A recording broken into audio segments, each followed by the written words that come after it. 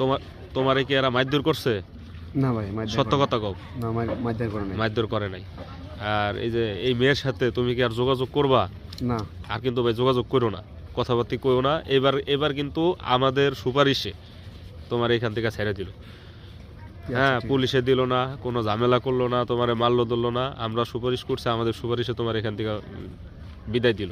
আর এই বিষয় নিয়ে মানে যত লড়ায় তত গন্ধ সরে। হ্যাঁ, এটা নিয়ে আর কোনো কথা কোনো দিন যাতে না হয়। আর এই এলাকায় থাকবা তুমি, এরাই তোমারে সাপোর্ট দিব। আপদে বিপদে সবসময় যে বাইগো কাছে আইবা, কেউ কোনো কিছু কইবো, বাইগো কইবা ভাই ওমকে সমস্যা করতেছে, এরা সবাই দেখবো, ঠিক আছে? তোমার তো কেউ মারধর করে নাই? না, মারধর তো করে নাই, হুমকি তুমকি তো দেয় নাই। তাহলে তুমি থাকো ভাই, এলাকায় থাকো, কোনো সমস্যা নেই, তোমার ক্ষতি কেউ করবো না, ঠিক আছে? আপনি কি লাগেন ওনার?